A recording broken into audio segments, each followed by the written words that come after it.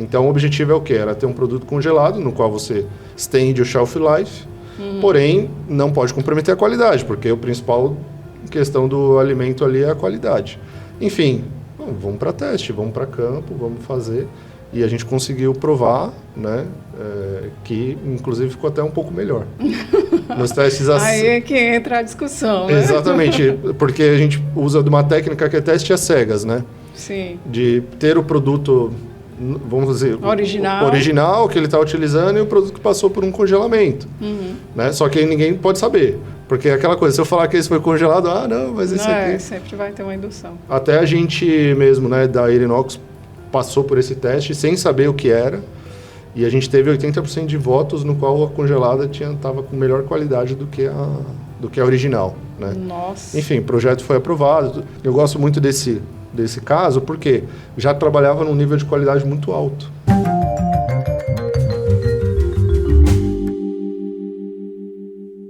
E você aí que tem uma distribuidora de alimentos, ainda manda o seu catálogo em PDF ou então numa planilha de Excel, tá na hora de ter a sua loja virtual, modernizar aí a forma de vender da sua distribuidora. Então entre em contato com a plataforma Meu Fornecedor que eles vão te ajudar. Eu tô aqui hoje com Átila Caparrós. Átila é Country Manager Brasil da Irinox, com mais de 16 anos de experiência no mercado de food service e tecnologias para cozinhas profissionais. Tem aí um MBA, conhece um pouco do mercado, muito do mercado. Tem bastante experiência no setor. E aí, Átila, para a gente começar, eu queria ir bem para o básico, sabe? Porque a gente hoje vai falar sobre congelamento, ultracongelador. O que é a diferença aí do congelamento lento, congelamento rápido, para a gente ir bem devagar como a gente chama aqui, devagar com andor, né? Para aí todo mundo entender bem. Claro. Hoje vamos falar um pouquinho dessa técnica, né? Que aí ainda tirar esses mitos, né? Sim. Do mercado em relação à comida fria, comida resfriada, comida congelada e tudo mais, né? Bom, basicamente o congelamento é uma técnica. Assim como outras técnicas de cozinha, de preparação, tudo, ou resfriamento, que se você aplicar ela corretamente, vai te dar resultados bons, e se você aplicar ela de maneira inadequada, você vai ter resultados ruins, que foi o que, não é o que foi, né, o que tem acontecido até hoje, e por isso que até é um produto muito banalizado, né, comida congelada, ela tem muito preconceito. Demais. Porque até hoje, né, praticamente, a técnica aplicada para fazer isso ela é inadequada, né, utilizando o freezer, basicamente, né, que não é um equipamento adequado para esse tipo de trabalho. Né. E uma vez que você aplica inadequadamente uma técnica num alimento, num produto, você compromete a qualidade dele e o cliente percebe. Né, então, ele vai ter essa questão sensorial. Então, dos desafios nossos, né, é tirar esse mito da comida congelada, que não é boa, não tem sabor. E que a nutricionista diz que perde os nutrientes, né? Isso, então... exatamente. Que não está errado, tá? Porém, né, não está errado se você não aplica a técnica corretamente, né? E a gente tem quebrado esse mito, né? Claro que é um trabalho, né, de formiguinha, vamos dizer, né, de conscientização do pessoal, de testar, de demonstrar que se você aplica corretamente esse processo, você não vai ter problema nenhum com o seu alimento. Na verdade, você até ganha qualidade. É até uma briga que às vezes tenho com pessoas, não uma briga, né, mas às vezes uma discussão que rola mais às vezes acalorada com o cliente quando eu falo que uma comida congelada é melhor que uma comida feita no dia, né? Aí a pessoa fala, o quê? Como assim? Né? Tá louco? Exatamente. Então, mas existem explicações para isso, né? Sim. Então, mas isso só é possível quando a gente realmente testa, né? Testa, demonstra, faz, né? E, lógico, né? Com uma tecnologia adequada por trás, né? Utilizando o Irinox, por exemplo, ele vai me garantir que eu consiga fazer isso corretamente, né? Sim. Eu vou voltar um pouquinho, né, Tá. e falar aqui para quem está assistindo que antes a gente tinha muito essa coisa de, em casa mesmo, fazer uma produção e congelar um alimento ali no congelador de casa, né? E isso é o que a gente chama de congelamento lento, então cria cristais de gelo ali que são grandes, né? E quando descongela, aquilo ali rompe. E por isso a nutricionista vai dizer que perde os nutrientes e tudo mais. E isso vai fazer o alimento perder ali algumas características. Então, por isso, por muito tempo, entrou aí nesse mito que você falou, né? E isso foi levado para dentro das cozinhas profissionais. Aquela forma de fazer ali, de congelar no congelador de casa, foi levado lá para as cozinhas profissionais e aí não era o congelador que no tamanho de casa, mas era um freezer. Né? Exato. E muitas vezes nessas produções é ainda pior, porque o freezer é, né, aquela coisa assim grande que fica ali um monte de alimento quente empilhado e que vai demorar ainda mais para congelar. Então, esse produto realmente, quando descongela, o cliente percebe, né? E aí, por isso, por muito tempo, a gente ainda ouve muitas pessoas falando disso, de que o alimento congelado, ele realmente não tem a mesma característica, ele não vai funcionar. E eu acho que, além disso, entra também a questão de que existem alimentos que até vão, né? E existem outros que não.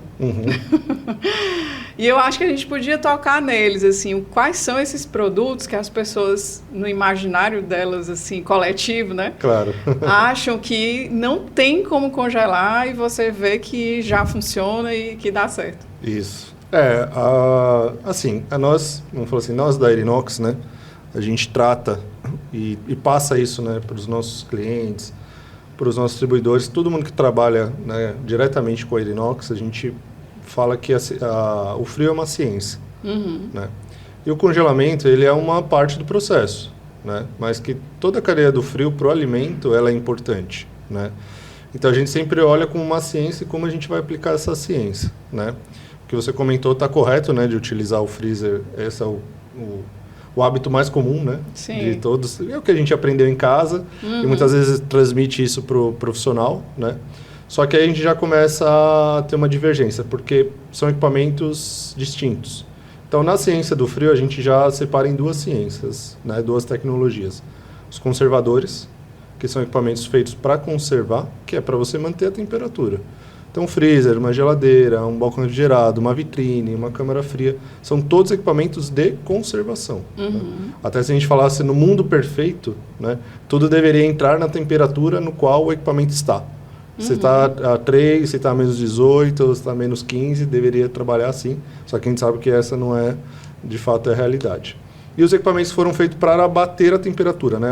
Até o nome técnico é abatedor de temperatura. Eu lembro que quando eu comecei a ouvir, abatedor de temperatura. É que o nome né, até no Brasil ele soa estranho, né? Que você fala abater, fala, nossa, matar, né? Ele tem uma... Mas abater é de você baixar a temperatura, sim. né?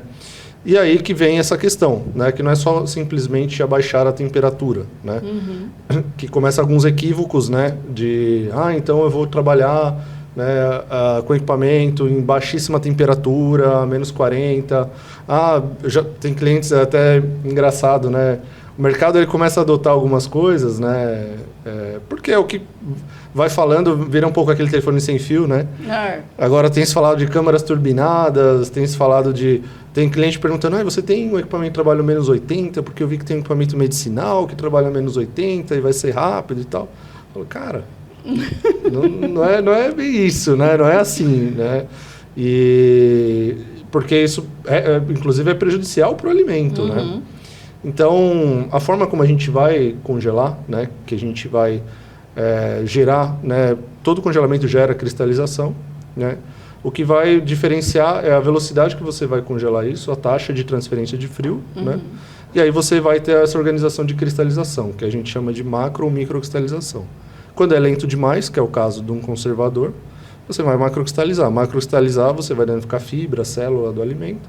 E, obviamente, quando você descongelar aquilo lá, você vai perder estrutura e vitaminas, nutrientes. E, obviamente, né, o alimento se comprometeu. Quando a gente faz de uma forma adequada, né, com velocidade, mas também com respeito, né, e técnica adequada, que é o que o Erinox faz, eu vou gerar uma cristalização rápida, né? Não vou desnaturar a célula e nem as fibras do alimento. E uma vez que ele voltar ao estado natural, né, de consumo e tal, ele não vai perder essa água, não vai perder a estrutura dele. Então, quando fala, o que não dá para congelar? Hoje, praticamente, você pode congelar tudo. Tá? O que eu ainda não vi congelar também são folhas cruas, falando assim. Mas que nem quando você fala, purê, o pessoal, não, purê porque solta muita água, congela purê. Vai para o pessoal de massa, congela massa fresca, congela massa fresca. O pessoal está muito acostumado com massa recheada, essas coisas, mas qualquer tipo de massa você pode congelar, que fica bom. Morango. Frutas, confeitaria, no qual você tem emulsão, tem chantilly, né? A emulsão você tem lá, né, gordura ligada com água, né, coisa que não se liga, né, mas pela forma como você trabalha. Se você congelar mal, aquilo vai se desfazer, né? Ele vai praticamente diluir. E se você congelar direito, você não desfaz a emulsão, então ela fica intacta, né? Então, umas coisas que vai impressionando, né, o pessoal, e porque a técnica foi aplicada corretamente, ponto. Sim. Então, está muito mais ligado à técnica do que o alimento em si. Então, hoje, praticamente tudo, né? Tem produtos, né, que acusam mais e produtos que acusam menos quando você usa técnica inadequada. Se você está usando uma tecnologia correta no produto, né, da forma correta, vai ficar bom, né? Então, esse é um dos conceitos, né, que a gente tem muita dificuldade. Dificuldade não, assim, é um desafio do mercado.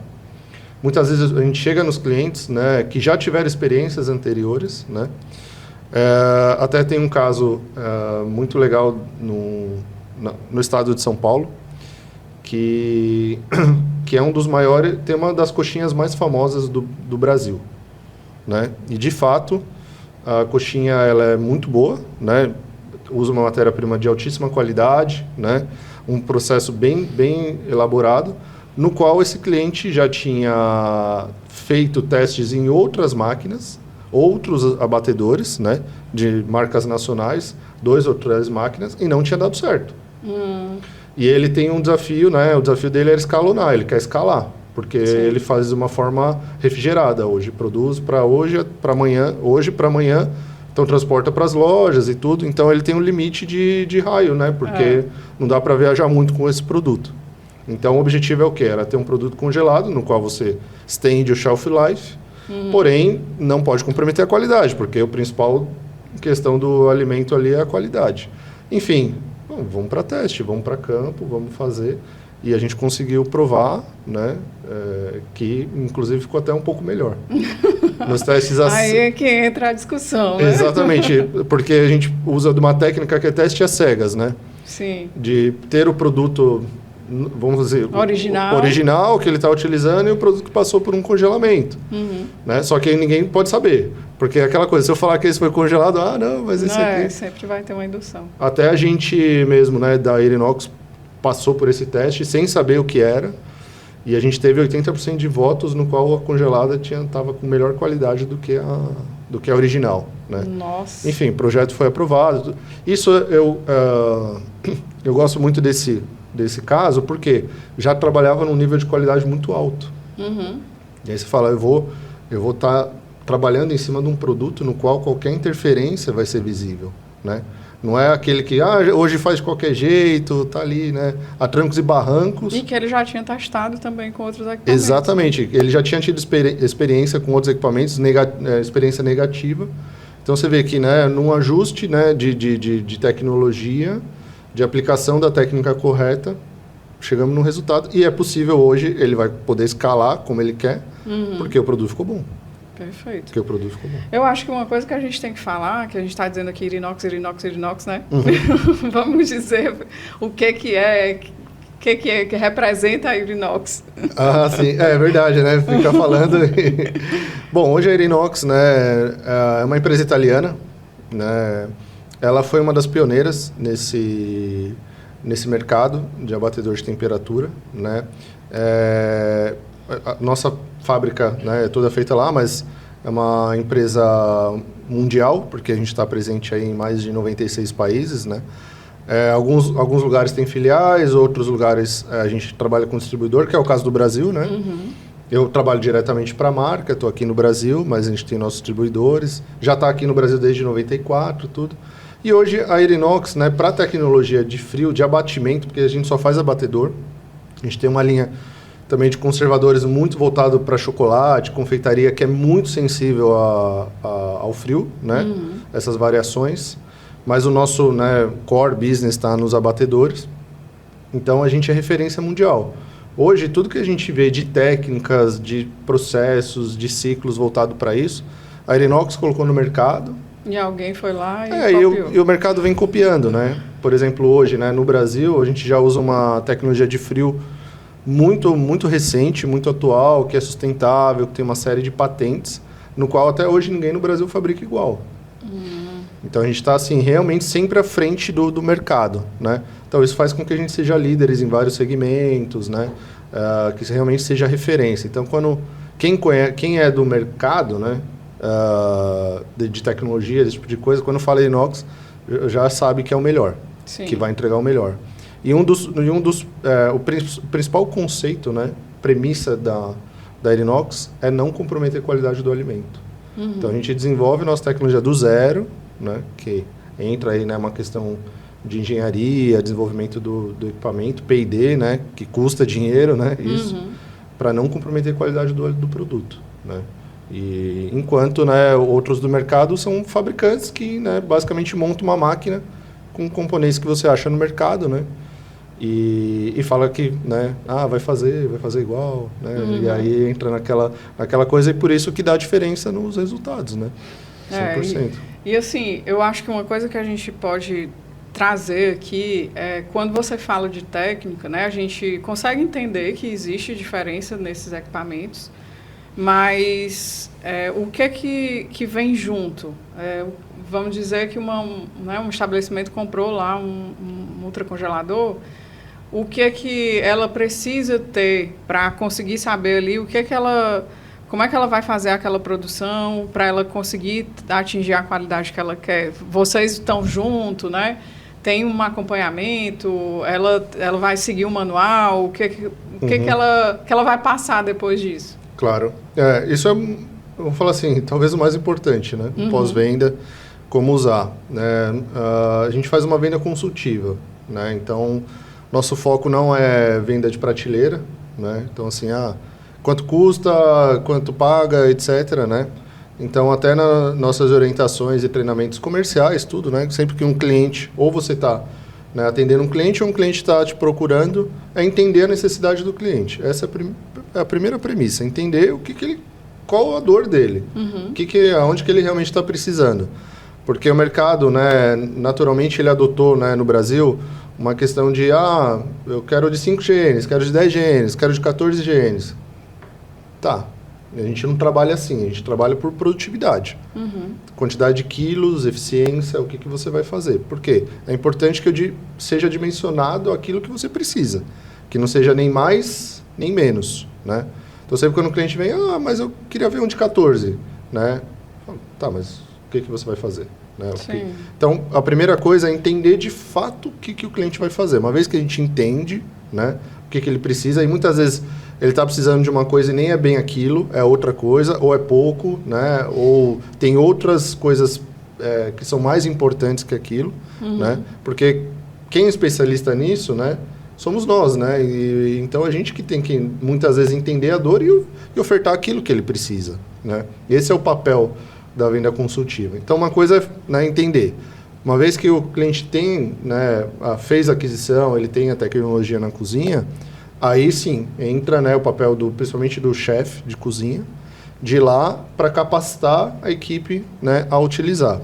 Porém, né, como a tecnologia, assim como vários segmentos, ela vai evoluindo para a cozinha, né, para os equipamentos não é diferente. Né? Então, a gente vê cada vez mais se falar de IA, né, de interação, né, homem-máquina, de conectividade, tudo, e no nosso não é diferente. Então, hoje, dentro das nossas famílias de equipamentos, né, já tem inteligência embarcada, que é, vamos falar, toda a inteligência da Aerinox de anos, né, embarcada dentro da máquina, porque, né, se eu chegar para um cliente, para uma operação, para um cozinheiro ali, como é que congela um purê? Como é que congela um bolo? Como é que congela uma carne? São processos distintos. Exatamente. Um chocolate, aí, né? Um chocolate e tal. Você fala, e agora? Não. Se ele apertar o botão correto, que está escrito e tem o símbolo ali do chocolate ou do bolo, tudo, o equipamento vai fazer. Então, assim, isso facilitou demais. Demais. Porque o equipamento gera uma curva de frio adequada, ventilação adequada para cada tipo de produto. Coisa que se a gente deixar na operação, é mais difícil, porque você tem que ter um conhecimento técnico aprofundado para conseguir montar esse tipo de coisa. Então, isso já ajuda demais. Demais. Sim. Então, além de ter a capacitação, né, da equipe, né, a gente busca sempre estar treinando, né, estar orientando, os distribuidores também terem, né, equipes formadas disso. Tem essa facilidade do equipamento. Agora eles são todos conectados. Eu acho que a gente pode até fazer uma analogia com o forno, né? Porque no forno combinado já é mais comum isso, de ter lá a receita, né, setada e a pessoa conseguir só apertar o dedo lá e programar. É mais ou menos isso que você está falando, né? De já ter lá o produto e ele vai dizer quanto tempo, qual a temperatura ideal para conseguir chegar na qualidade que se quer daquele item. Perfeitamente, é isso mesmo. Então, isso vai orientar a operação, né, de como trabalhar. Claro que tem aqueles pequenos ajustes, mas o grosso, né, o pesado, a máquina vai fazer e vai entender e vai ser automático, né? Então, isso facilita demais, tanto para o cliente quanto também para nós que temos que instruir, né, o cliente a usar tudo. Então, isso já gera essa facilidade, né, esse entendimento mais claro do que vai entregar.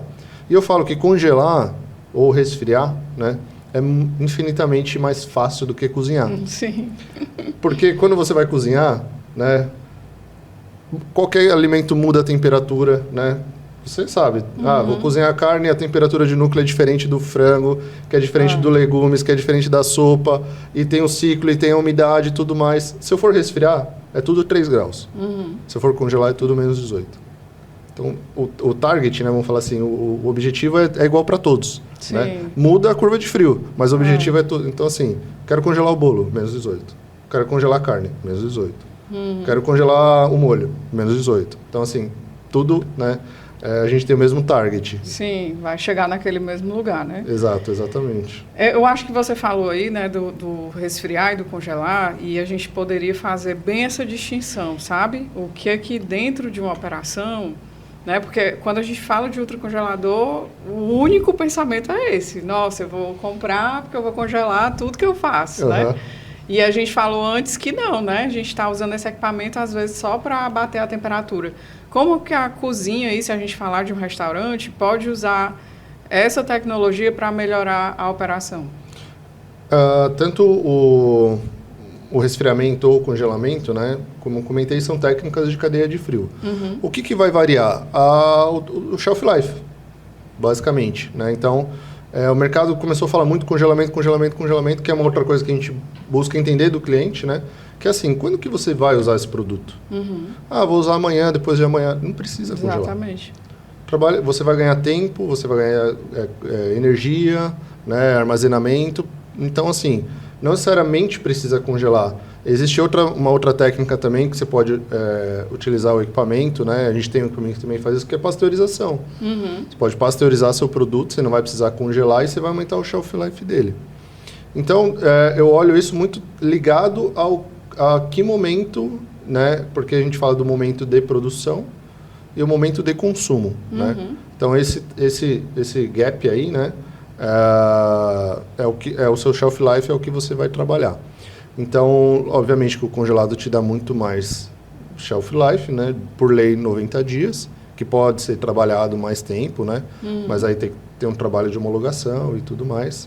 Mas para aquela coisa que é mais rápida, né? Que é o caso de muito, né? De restaurante, o catering está produzindo hoje para amanhã e depois de amanhã. E aí depois já tem uma nova produção e etc. E aquelas coisas mais sazonais, aquelas coisas mais difíceis de ser trabalhado e tudo mais, aí vale a pena congelar para você ter mais controle ali do seu produto, né? E até na gastronomia, né? O resfriado ele também te dá mais velocidade de regeneração. Exato, Então, lá na frente também pode ser mais viável, né? Porque o congelado pode ir direto para uma regeneração, dependendo do alimento, mas o tempo de descongelamento também é mais longo, etc. Então, a gente tenta olhar o cenário todo, né? A gente estava falando aqui antes de começar, né, do Steve, aí eu vou trazer a situação dele para falar, que é um cliente nosso. E ele trouxe exatamente isso. Eu vou congelar os meus produtos, estou montando aqui uma câmara congelada, porque ele tem barraca de praia e às vezes ele não tem como prever a demanda. Chega um ônibus, daqui a pouco ele tem 200 pessoas e ele não tem como atender de repente, então tinha muita reclamação de demora dos pratos. E aí eu fui fazendo essa reflexão com ele, né? Tá, tu vai congelar, imagina só, chegou essas 200 pessoas, e aí? Tu vai descongelar como? Então, tu vai continuar tendo um problema. Sim. Então, vamos pensar aqui numa estratégia para, de repente, ainda mais que é uma produção, exatamente como você falou. Ele vai produzir ali e, às vezes, vai consumir dentro da mesma semana, né? Não é uma coisa que vai ficar ali a longo prazo.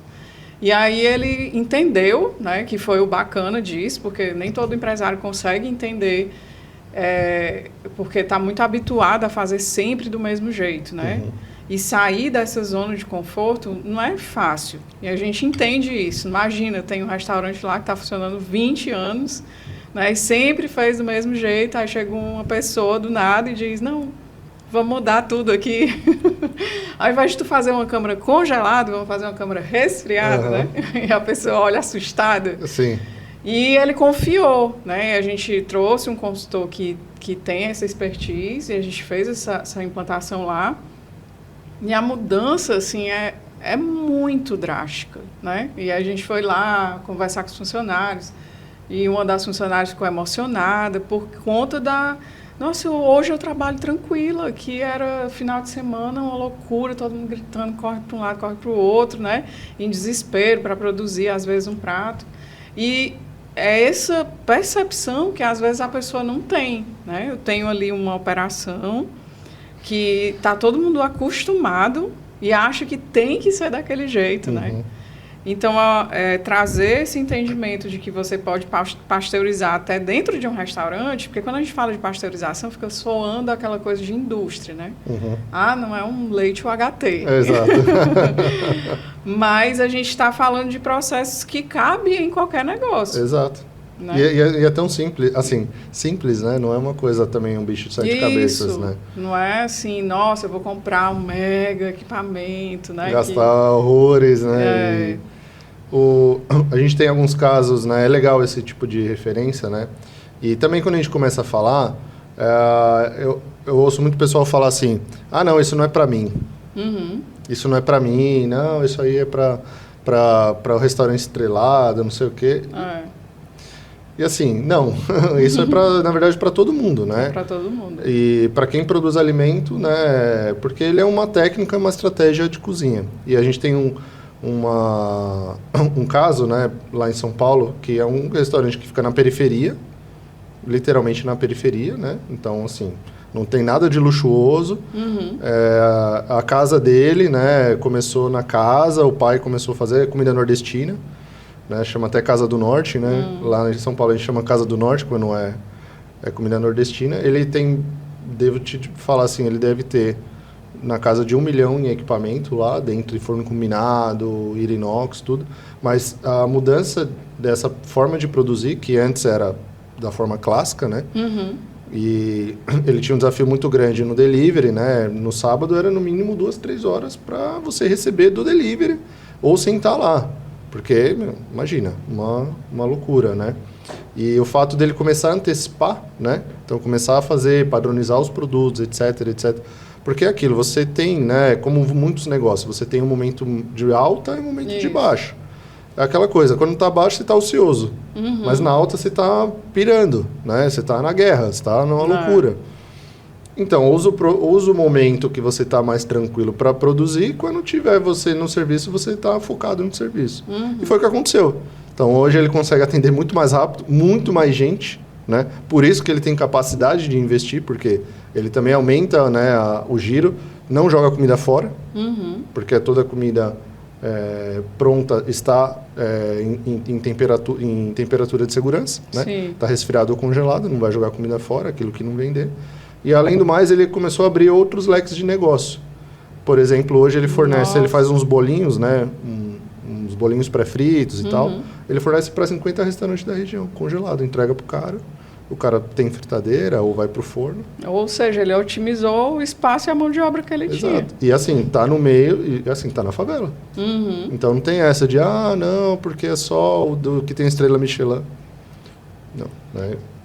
Eu acho que vale até a gente também falar de o que é essa técnica, né? Como é que um restaurante consegue pasteurizar um produto? Porque é bom desmistificar isso de que não é o produto lá da indústria que Claro. tem os mega equipamentos. Claro. Eu acho que assim, também não vamos falar, se aventurar sem... A fazer de qualquer jeito. É fazer de qualquer jeito, né? Porque não é tão... É igual o congelamento, não é se aventurar, né? Porque acontece também, e às vezes a gente faz um trabalho, né, com o cliente, tudo, aí ele vai lá e começa a fazer de qualquer jeito.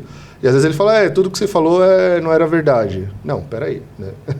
Tem que usar, né, os processos adequados. Então, acho que é muito importante o acompanhamento de uma nutricionista também, tudo, né, para validar esses processos.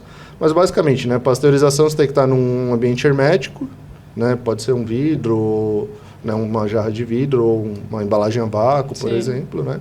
Você vai ter que subir a temperatura. Então, vai depender do produto, né? Se é lácteo ou não, acidez, o pH do produto, que também não são coisas, nossa, estou falando do pH, não sei o quê, não são coisas também mega difíceis, mas no geral você vai ter que subir ali acima de 75, 80, 85 graus, estabilizar ele por um tempo, né? Eu particularmente uso uma literatura do engenheiro britânico, de tempos, né? Normalmente, subo a 85, deixo lá 5 minutos e tenho que abaixar rapidamente essa temperatura. Isso já é caracterizado pasteurização. Nisso, você aumenta o shelf life do seu produto. Né? Eu tenho um caso de um produtor de jaca, que a gente fez o processo, né, de pasteurização da jaca. Beneficiamos a jaca, né, colocamos no vácuo, subimos a temperatura, né, estabilizou ali a temperatura, se eu não me engano foi a 74 graus, e baixamos rapidamente. Deu 2 anos de shelf life. Nossa! 2 anos de shelf life. Então, assim, não é nada fora do comum, mas teve um acompanhamento de uma técnica, né, tudo. Mandar para validação, né, precisa ser mandado. Mas não é nada, nenhum bicho de 7 cabeças, né? Então, e hoje o equipamento te ajuda, né? Tem lá já o processo, você pode clicar lá e deixa ele fazer para você. Sim, no né? caso do Chive, né, a gente está colocando lá produto pescado, que ele já tem a peixada ali no molho, com 20 dias, que para ele é mais que suficiente. Então, Sim. Mas por quê? Porque teve essa né, a temperatura dentro da faixa de segurança para depois não ter crescimento de micro-organismo aí e perder esse produto. Claro, claro. E até, na minha opinião, um restaurante que vai guardar, lógico, se for um produto sazonal é uma coisa, mas que vai guardar comida mais de 2 semanas é que não está girando, né?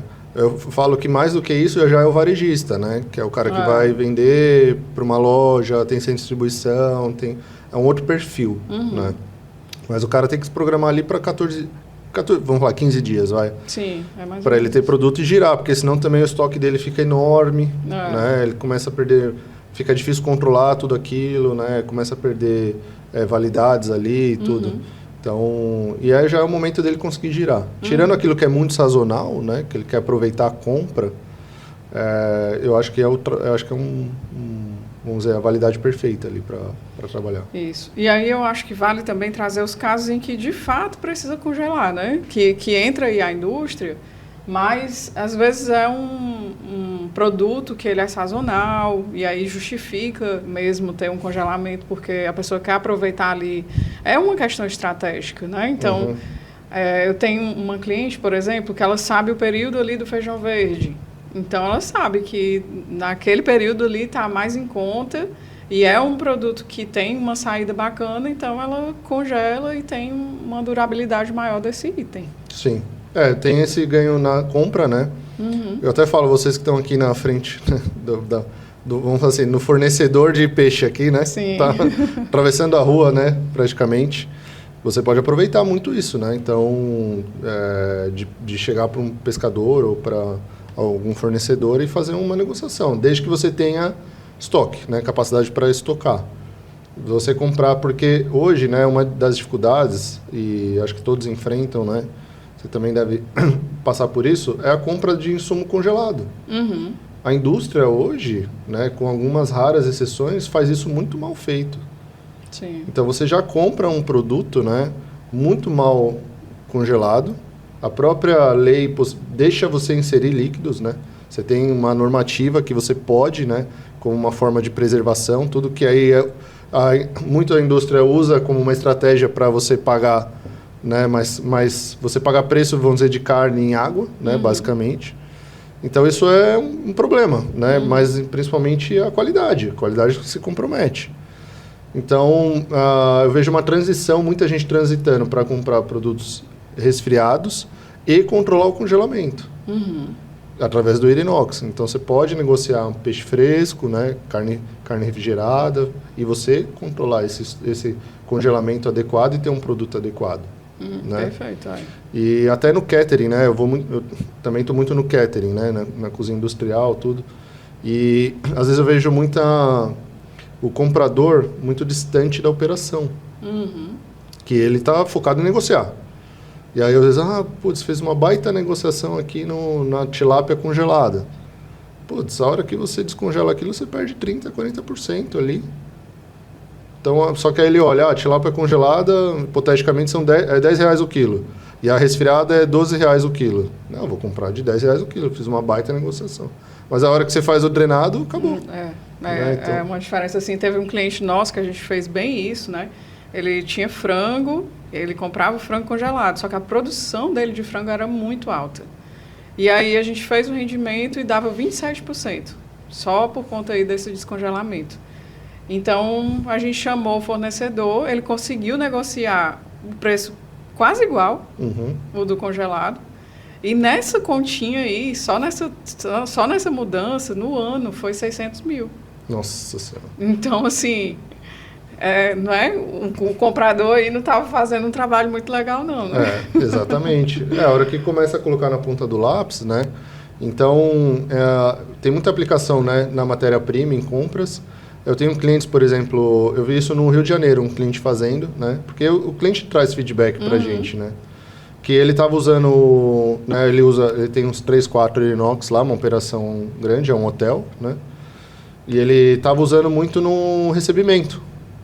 Aí eu falei, nossa, legal, né? No hortifruti, tudo. Aí ele falou, vem cá.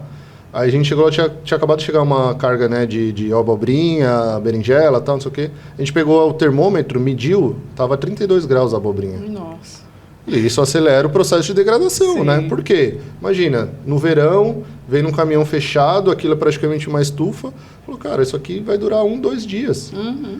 Só o fato dele abater a temperatura ali, já segurar mais a temperatura e ir para a câmara, já aumenta 3 vezes o shelf life. Então, são estratégias de compra, né, e de manipulação ali para você, além do estoque, né? Então, às vezes você também tô próximo à validade, vai vencer amanhã. Tenho aqui uma carga de carne que vai vencer amanhã. Pega esse produto, cocciona, mas eu não vou usar. Cocciona ele e congela. Pronto, 90 dias. Então, você não precisa jogar fora. Né? Sim. Então, não precisa perder, né? Ou desesperadamente vender e tudo. Eu vejo muita gente aproveitar, né? E o pessoal tem feito isso de uma forma inteligente. Não sei se chama aqui também, mas a gente fala FIFO. FIFO. É o FIFO, né? Que é aquela, né, próximo que está perto de vencer. Está próximo de vencer, ele oferta num preço super especial. Aí quer pegar aquela oportunidade. Pega a oportunidade, mas eu não vou comprar aqui 1 tonelada de carne que eu uso em um mês eu uso 1 tonelada. Se você tem estoque, pode beneficiar esse produto, né? Cocciona, faz o que você quiser e congela. Sim. Né? Então não precisa descartar. Então você aproveita isso. É uma das oportunidades que a cadeia fria te pode entregar, né? Pode permitir, né? Exato. E se a gente falar, assim, de redução, né? A gente está falando aí das estratégias que podem ser usadas. Se a gente falar dessa mudança dentro da produção com a redução de desperdício, o que mais teria aí que ter de ajuste nessas cozinhas? Você diz em ganhos? Sim. Um dos ganhos, né, como a gente estava comentando, é a sua gestão da sua matéria-prima. Então, pode estar desde de compras até o produto final, né? Aí você pode gerir, né, o seu desperdício, o seu rendimento, né, da matéria-prima. Outro está na organização do trabalho, né? Então, a gente fala que a cadeia fria é estratégica para o negócio, né? Então, você organizar de uma forma que a gente fala, você pode aglutinar processos, você vai aproveitar momentos ociosos, né, ou momentos de baixa para produzir. Então você vai ter um ganho produtivo ali, né, que é basicamente mão de obra, porque você vai aproveitar momentos tranquilos para produzir e aglutinar processo, né? Eu brinco assim, eu faço uma brincadeira com o cliente para ele entender, né? Eu falo assim, como é que faz um item muito simples, um purê de batata, né? Aí o cara fala, não, eu pego a batata, eu falei, não, peraí, volta. Eu tenho que descascar. Volta. Não, para você fazer um purê, você precisa comprar a batata, você tem que estocar a batata, você tem que separar ela, você vai ter que lavar, você vai ter... Vamos falar assim, dá 20 passos. Você tem 20 passos e no final ainda você tem que lavar todos aqueles utensílios. Vamos falar que você tem que fazer 10 quilos de purê por dia. Aí amanhã, você tem que fazer de novo. Tudo de novo. Depois de amanhã. Então vamos falar que em 5 dias você fez 100 processos. E até por isso que a rotatividade, né? Em cozinha, você sabe bem, ela acontece porque é muito estressante, é muito repetitivo, né, é muito calor, não é um ambiente muito, vamos falar assim, quem ama muito, né, ou precisa. É verdade. Basicamente, porque aquilo todo dia a pessoa não aguenta, né, aquela pressão, aquela coisa, não pode errar. E aí imagina que eu falar para ele, agora ao invés de a gente fazer 10 quilos por dia, você faz 50 hoje. Você vai fazer os mesmos 20 passos. Você vai gastar um pouco mais de hora, mas é os mesmos 20 passos. Você vai pegar, você vai lavar, você vai descascar. Se você tiver máquina, para a máquina fazer 10, 20, 30, muitas vezes é indiferente. Né? E você vai ter o produto para 5 dias. Amanhã vendeu, amanhã não vendeu. Né?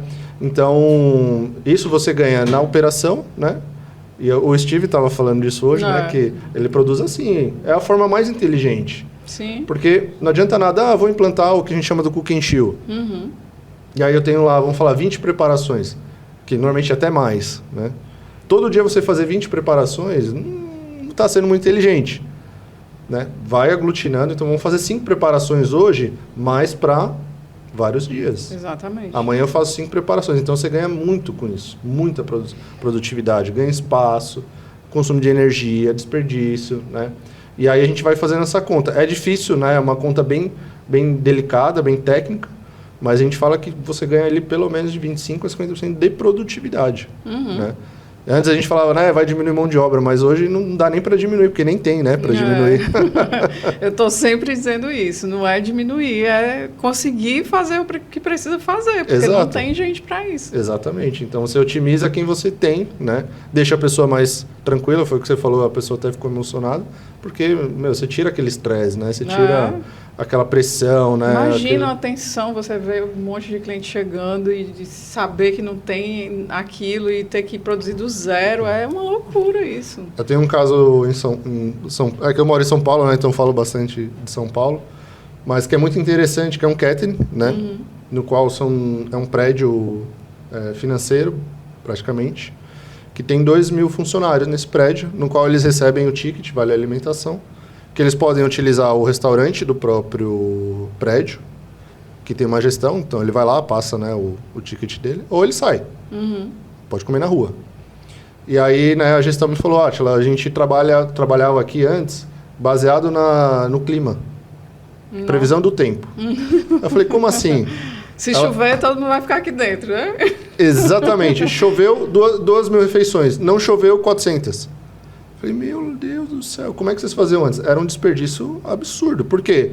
Como é que você simplesmente, em São Paulo, né? Quem é de São Paulo já passou por lá, sabe que é assim, tá um sol, daqui a pouco chove. É uma coisa, né, principalmente agora, outono, no verão, tudo, é assim. É imprevisível. É imprevisível. Né? E aí, de repente, 11 da manhã começa a chover. Como é que você prepara 1.500 refeições? É loucura. Simplesmente assim. Não tem como. Só tendo pronto. O cook and chill salva nesse caso. Eu tenho uma câmera com 5, 6 mil refeições prontas. Ficou todo mundo, não tem problema. Em 10, 20 minutos... É a coisa mais linda, né? Abre um pacotinho assim, com a tranquilidade, coloca ali, esquenta e tá pronto. Exatamente, exatamente. E no final todo mundo come, né? E eu vejo muito também no catering o estoque de emergência, né? Quem perde a hora e vai comer por último, come salsicha, nuggets, porque acaba, né, a proteína do dia, né? Às vezes o pessoal deixa acabar. Aí vai pro estoque de emergência, vai lá fritar nuggets e salsicha. O cara que vai comer 1h30 da tarde, assim, no geral, né? Então, pô, sacanagem, né? E aí o estoque de emergência, você pode ter a mesma matéria-prima no seu estoque, tá acabando, você vai lá, finaliza, todo mundo vai comer igual. E às vezes acontece incidente, né? A pessoa derrubou ali uma cuba de feijão. E agora, né? O que eu faço? Exatamente. Já teve caso de, por exemplo, errar na receita. Salgou. Tipo, salgou todo... alguém lá... Eu estava nessa operação uma vez, que era 600 refeições, ia ser tilápia. Eles estavam grelhando, alguém errou no tempero lá, estava super salgada. Não tava assim, não dava para comer. Chegou até a colocar no balcão, mas estava voltando tudo. Porque as pessoas pegavam e estavam descartando, né? Sorte que tinha matéria-prima pronta. E aí repôs, né? Porque isso dá problema no contrato com o cliente, tal. Então, quando você trabalha, né, no modo clássico, né, que é serviço e produção, qualquer errinho vai dar um estresse lascado, né? Então, você não tem margem para erro, né? Exatamente. E aí, a gente precisa muito desse conceito assim de cozinha trabalhada na finalização mesmo, né? Então, industrializar um pouco mais o processo. Aí, para a gente entender, você falou aqui do congelado do Ultra da Irinox e de outras empresas. O que assim, eu vi de perto, né? Então, eu fiquei realmente bem impressionado, por isso que eu fiz questão que você viesse. Porque é difícil a gente acreditar que está olhando assim para o produto, ele... Como assim? Isso não pode. Então, até para mim, né, que sou da área, assim, que fiz faculdade, estudei isso, você fica... É isso mesmo, né? Tá certo isso. Então, assim, o que é que tem de diferente? Como é que o empresário consegue distinguir ali quando ele tiver que tomar essa decisão de adquirir um equipamento? Isso é incrível, né? Isso até eu que já conheço a Irinox há 16 anos, estou na Irinox diretamente há 3 anos, tudo eu me surpreendo, né? Com a tecnologia e com o que ela entrega, né? Até isso que você falou é muito engraçado, né? Em muitas demonstrações, às vezes a pessoa fala, nossa, que legal, esse coração de plástico, né? Aí você pega e dá para a pessoa, não come. Ela fala, o quê? Como assim? Né? De tão perfeito que ele tá, né? É complicado, porque assim, acesso à informação, né? O que eu tento orientar o mercado, né? Que, lógico, como empresário, eu me coloco também, né, no papel do empresário. Ele tem que olhar o que tem no mercado, ele tem que olhar, né, o que está disponível, tudo. Mas eu falo, antes de tomar qualquer decisão, testa. Sim. Né? Hoje, praticamente, todos os fabricantes têm seus centros de treinamentos. Até aqui em Fortaleza, né, agora tem a ProKitchen, que é um local para fazer teste, demonstração. O equipamento está lá, disponível, sabe? Mas testa também direito. Estressa o equipamento, né? Porque é aí que está a grande diferença, né? Uma coisa é você fazer, né, uma cubinha, um produto. Não. Enche o equipamento lá, né? A principal... a gente já mata muitos, né? Quando a gente vai fazer cooking chill, que tem que usar produto quente, porque uma das premissas de qualidade é você não esperar o produto esfriar. É você tirar ele imediatamente pós-cocção e colocar ele no abatedor. Sim. Para você parar o processo de evaporação. Evaporação é o quê? Perder água. Uma vez que você está perdendo água do alimento, você está perdendo qualidade, nutriente, né, sabor e peso. Né, e peso do produto. Então, o Irinox não tem limite de entrada de temperatura. Essa é uma premissa básica. Então, aí a gente já mata muitos, porque os outros não aguentam isso. Qualquer equipamento... Por quê? Os equipamentos não têm potência, não são desenhados para isso. Então, uma vez que você carrega ele com produtos quentes, ele trava. Por uma questão de segurança, ele trava. E aí como é que tem que trabalhar? Põe na bancada, espera esfriar. Coloca em risco. Aí tem que ficar monitorando temperatura, que você sabe como é. Será que está monitorando? Né? Aí entra em zona de risco, né? Fora que ele está ali oxidando, risco de contaminação cruzada, sabe?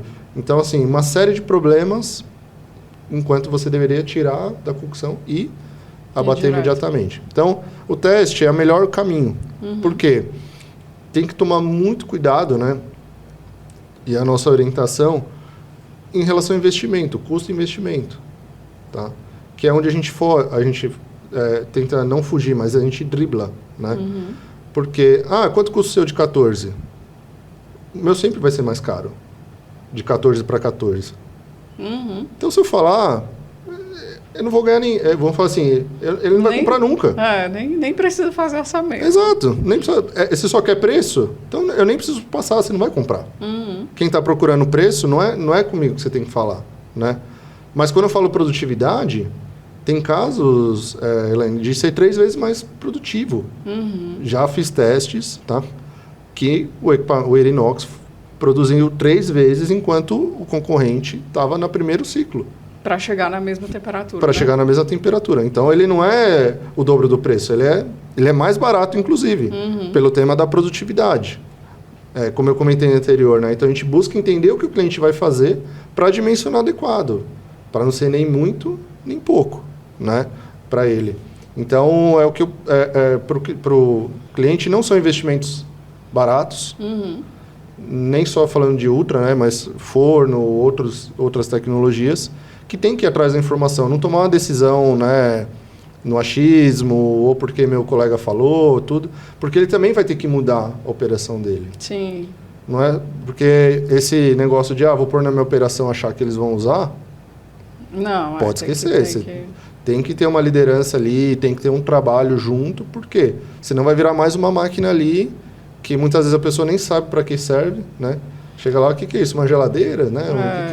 E na hora que tiver a necessidade, porque teve uma demanda, como você falou aí, ou de um produto sazonal, ou de um produto que está perto de vencer, não vai ter a estratégia porque ele não sabe, né, o que ele pode aproveitar daquele equipamento. Exatamente.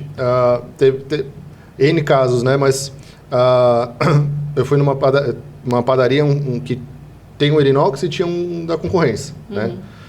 E aí ele estava só congelando pão cru, né? Pão cru, ok, se comporta bem, etc. E aí eu falei para ele, por que você não congela assado também, né? Tem muita oportunidade na vinoserie, assado e tal. Não, porque o cara da outra marca falou que não pode. Eu falei, aí não pode, aqui você pode. Aí ele, sério? Então eu falei, testa. Pô, tá aqui o equipamento. Tá Teu lá. produto aí, testa. É engraçado isso, né? Que tá lá, tá o produto do lado, mas... Aí eu até brinquei com ele, falei, você não põe nesse aqui, porque senão esse aqui vai quebrar. Quero da concorrência, né? Aí ele começou a testar e ele começou a transitar, porque para ele é muito mais fácil já ter assado congelado do que cru. Porque aí você não tem um processo, né, depois de fermentação. Porque acabou na vitrine, acabou na gôndola, acabou lá o croissant. Não tem assado? Acabou. E aí? Você vai demorar no mínimo 3, 4 horas para ter produto. Porque você tem que fermentar, você tem que assar. Agora, se eu tenho ele assado congelado, em 3 minutos, uma finalização rápida, você já tem produto na gôndola. Não acaba nunca, né? Que era essa uma das dores, né? Aí ele começou a congelar assado, e aí até um tempo depois ele me ligou, falou, você jogou praga no meu equipamento, eu coloquei coisa quente lá e ele quebrou. De uma forma brincando tudo, né? Porque depois ele comprou mais um Erinox e deixou aquele para coisa crua, né? E tudo. Então, é para você ver a questão da qualidade, né? Sim. Porque o outro precisa esfriar, né? E da padaria, né? Eu brinco com o pessoal da padaria, e até um cara ficou muito bravo comigo quando eu falei que o pão congelado era melhor, não sei o quê, tal. E não sou nem eu que estou falando, tá? Tem uns mestres aí da Europa e de padaria que falam, né? E é uma ciência muito simples, né? Porque qual que é a cultura do padeiro, né? Entrando um pouco nesse mundo, né? Que aí começou a congelar, porque a padaria congela muito pão cru, né? Isso é um hábito bem comum. Sim. Mas quando fala de assado, não. Né? Não fica bom, o pão fica seco, né? A casca fica estranha, o miolo fica seco, etc. Ok, mas o que ele fazia, né? Vamos começar a testar congelar. E ele tira do forno, põe numa grade, numa estante, ou num carrinho, espera esfriar, vai para a gôndola. Isso é que todos fazem. Aí, testa congelar. O que ele fazia? Tira do forno, põe na grade, espera esfriar e vai para o ultracongelador. O que aconteceu ali? Perdeu umidade. Sim. Quando a gente pega esse pão que acabou de sair do forno, né? Ou essa vinoserie, que seja, vai direto para o ultracongelador, ele estanca o processo de evaporação e ele tem mais umidade. Um produto, você pegar lá, tem 30, 60, 90 dias, ele tem mais umidade do que o produto do dia. Então, por isso que ele tem uma qualidade melhor, porque ele tem mais umidade. Porque aquele tempo ele conseguiu reter, né? De grade ali, de gôndola, ele perdeu umidade. Por que o pão vai ficando duro, né? Ou vai ficando mole? Porque ele vai perdendo umidade. Tanto que em casa, às vezes, o pessoal borrifa uma águazinha, né? Antes de esquentar, esquenta o pão de novo para... Aí uma vez eu fui falar disso para um cara, tal, o cara ficou bravo. Não, onde já se viu? Falar que o pão, você quer, tal. E eu brinco um pouco, que eu acho que os padeiros... É legal a cultura deles, eles parece que tá fazendo um filho, né? Cuida do levain e bate a massa. E eu falo, pô, você cuida 3, 4 dias do seu filho aí, depois quando você assou, você acabou. Abandona. Não, e aí põe na gôndola. Vendeu, não vendeu, joga fora. Eu falo, cara, como assim, um pão de 3 dias aí, sobrou aí um pouco, joga fora, tal, porque no dia seguinte já não tá legal, não sei o quê. Então, e aí tentar abrir a cabeça, né, para isso, né, e ter a oportunidade de ter o produto sempre disponível, né. E é legal falar disso, porque a gente falou muito do restaurante, né, mas é um equipamento que dá para ser usado aí na panificação, na confeitaria. Eu estava ontem no cliente de calzone e ele estava com o mesmo questionamento. Porque a minha massa, né? Aquela coisa assim do que é meu, a minha receita e tal. Exato. E aí a gente vai passeando e vendo que em todos os setores. Eu lembro que quando a gente estava visitando lá na Itália, eu tirei foto para um cliente que ele não acreditava que dava certo ficar lá, a tortellini lá com morango e tal. Aí eu... Né, tá aqui, ó, acredita. E ele, não tô acreditando. Então, assim, é muito diverso, né, o mundo do que dá para aplicar a tecnologia. Exatamente. É entender o produto, né, respeitar o produto. E que nem no caso da confeitaria, né? A confeitaria, ela é muito mais sensível à temperatura, às variações de temperatura, tudo, né? Então, a gente tem que ser mais delicado ou forte, mas tem que ser preciso, né? E quando a gente está falando de fruta, né? Então, no caso, você está usando fruta, decoração, recheio com fruta, a fruta ela também tem que estar boa, né? Sim. E aonde também muita gente... E aí eu vejo gente falando, se equivocando.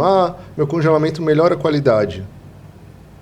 O congelamento, ele estabiliza a qualidade. Então, se sua qualidade está aqui... Perfeito, ela vai ficar aqui. Ela não faz isso. Se ela está aqui, ela vai ficar aqui. Então, se eu pegar um morango, por exemplo, que está passado, ele não vai ficar bom. Então, eu tenho que usar um morango que está bom. E é onde o pessoal começa, mas eu fiz e não ficou legal. Aí você vai ver o morango está passado. Não. Você vai, mas eu tenho que selecionar? Tem que lavar, tem que secar. Não é um milagre não, né? Não é um milagre, é um produto que requer... Então, não é só usar a máquina, é olhar o processo por todo. E na confeitaria também, falando em confeitaria... tem confeiteiro que fala que é 50-50. 50% como você congela bem e 50% como você descongela também. Então, hoje a gente estava falando com uma rede de supermercados, né, aqui, e eles estavam falando do donut, né? Então, a gente tem casos de donuts, né, no mundo todo que congela donuts. No Brasil tem um caso também, que faz por uma rede de cafeteria famosa, né? Congela no inox, congela perfeito. Só que no descongelamento, sabe o que o pessoal faz? Pega do freezer, põe na bancada neutra e deixa. O que acontece? Pelo frio, né? Condensação, o chocolate fica... E o produto todo condensado, o chocolate absorve aquela água, fica esbranquiçado, ficou horrível. Ficou horrível. Então, toda aquela qualidade que gerou lá na indústria, põe na vitrine e está horrível. Porque não é assim que descongela. Não pode fazer isso, né? Então, é um produto muito sensível a esse tipo de coisa. Então, é olhar o sistema inteiro, completo, né? E aí é engraçado que, né, às vezes, dentre outros casos, aí vai falar, não, o congelado não presta. Sim. Aí a culpa é do equipamento. Mas é olhar para toda a cadeia, todo o processo, né? Sim, exatamente. A gente teve um caso também, que é uma indústria, né, uma indústria de uma rede de supermercados do Sul, acho que deve ter beirando umas 60 lojas, que faz confeitaria congelada. E aí uma vez, né, e aí tem um túnel de congelamento, tudo da inox, né? Aí, tá dando problema no produto. É o equipamento. Vamos lá ver. Aí passamos lá uns 2 dias na central, processo impecável. Impecável na central. Falei, deve ser o carro, né? Vamos olhar os carros, né, de transporte. O carro também, temperatura impecável. Bom, vamos olhar a loja. Na primeira loja que a gente foi, chegou o carro, né? Chegou o caminhão e tal. Aí o cara que recebe pegou a nota fiscal, deixa lá. puxou o pallet, deixou na dock. É batata isso. Foi fazer outra coisa, ficou ali 1 a 2 horas e depois foi para a câmara congelada. O que aconteceu? Descongelou e recongelou na câmara. Matou o produto. Aí resolveu, né? Aí, né? Lógico, criaram, né, um CLA lá dentro, tudo, de recebimento dessa matéria-prima, que tem que ir imediatamente para a câmara e tudo mais. Resolveu essa questão. Mas a culpa era do congelador, né? É sempre assim. É sempre assim. Perfeito. Então, muito obrigada, Átila, pela nossa conversa, né? Eu acho que ela é necessária, não só pensando no equipamento em si, né, mas na cultura, nesse entendimento que as pessoas precisam ter da cadeia completa, né? Isso é para tudo, né? Não é só para o congelamento, é para toda a produção. A gente precisa ver de ponta a ponta e tá ali o empresário mergulhado mesmo no setor, que aí ele vai conseguir ver o resultado chegando. Eu agradeço o convite, né? Estou muito feliz com o que eu tenho visto aqui no Nordeste, né? Estou bem impressionado o quanto, né, e tecnológico o pessoal tem se tornado, né, buscado soluções, processos, ainda mais falando num local tão quente, né, que, né, precisa de vamos dizer, um detalhe a mais, né, para o controle de frio e temperatura, né, e aí estamos à disposição, tem muito para fazer, né, tem muito para falar, muito trabalho, por esse lado é bom, né, tem muito para fazer. E, enfim, obrigado aí mais uma vez. Vamos se encontrar muitas vezes ainda. E se alguém quiser saber mais, pode buscar lá no @AtilaCaparros_professional ou @Irinox_professional ou a ProKit, né? Claro, que é representante aqui. Sem dúvida. Então, se você gostou do que ouviu hoje, curte, comenta, compartilha. A nossa ideia é trazer informação relevante para o setor de alimentos. A gente encerra por aqui. Até o próximo episódio.